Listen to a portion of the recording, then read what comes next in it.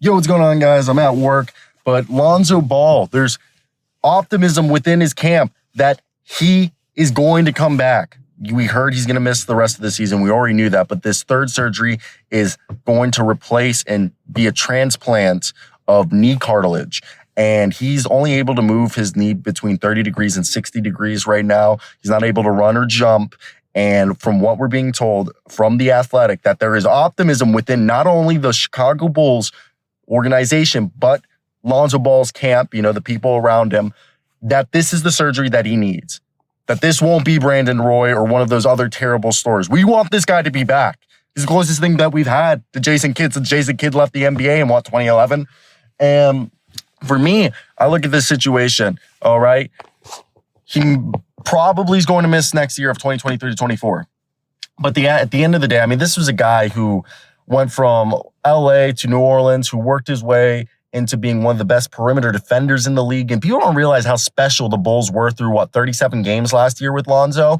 Him and Alex Caruso were probably the best perimeter defense duo in the NBA. Like, if you think Javon Carter and Drew Holiday have been nice, oh my God. Lonzo Ball and Alex Caruso last year were something special. And I'm getting gas right now, so you're going to hear me go and get out of the gas out the pump. And of course, it's starting to rain or snow, actually. But with that being said, I think, Lonzo Ball, and that there's optimism within the camp, Shams Charania and all the rest of the guys in The Athletic, right? I think this is a big thing because Lonzo Ball, look, he has a three-point shot. He has passing. The good thing about his game, it doesn't rely on athleticism. All right? He's not a guy who's reliant on athleticism. And I think that's a big thing. Sorry for the sounds. Shut up.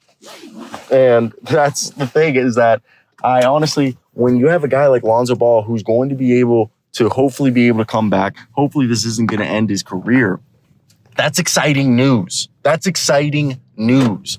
And something to be optimistic about, and to hope that we will see our man Lonzo Ball sooner rather than later. And I think it's something interesting as all hell, because it's definitely going to be something that, helps make a difference. And for me, I think it's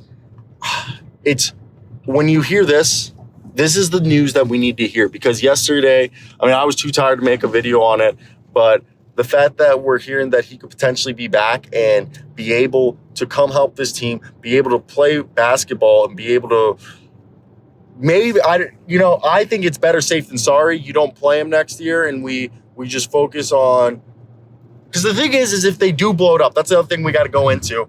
I think Nikola Vucevic, he's either going to walk or they're going to try to sign and trade him so he doesn't leave for nothing, because he just didn't work out for them. I think it's time to look for Zach LaVine. Like, Zach LaVine would have been traded at the deadline. It was Seth Partnow and Mo Dakhil and I forget who the other guy on The Athletic. They said that Zach LaVine more than likely would have been traded at the deadline if his contract wasn't so big, but because of the size of the contract, that's going to be a deal you'll see this summer. And then DeMar, I think at this point, if they trade all the big guys except for Lonzo and they just go into a rebuild next year and they tell Lonzo, don't worry about playing, just sit, just get healthy, and then when you come back, you'll be kind of like the Shea, the Markelle Fultz, all right, if the Miles Turner of, comparing to the Thunder, Pacers, and Pacers, that they all have this, those vets. Jonathan Isaac's another example, but I think Markelle Fultz is a better example for the Magic. But that can be, around the rebuild, and while they rebuild, they recover from injury, and they'll come back. Shea went through a few injuries, nothing as big, but, it's the idea, the comparing the situations, that hopefully maybe this is something that could be done. And I'm excited to hear your guys' thoughts down below in the comment section.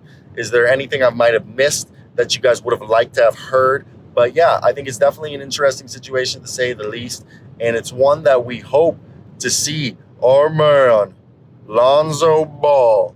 Also, this goes to the thing that I think AAU, I don't blame his dad for this. I know a lot of people are going to blame his dad. I think the bigger thing is AAU basketball. That's why every old head hates AAU basketball. They just use these kids for money and to play as many games without teaching them fundamentals, and just run their bodies to the ground by the time they're 18. Look at Zion. All right, look at all the young guys now having all these injuries when they're young. Like, it had never happened before. So that's my 2 cents on the matter. I do want to hear your guys' thoughts. If there's anything else you guys would have liked to have heard, let me know. Good one. Good one.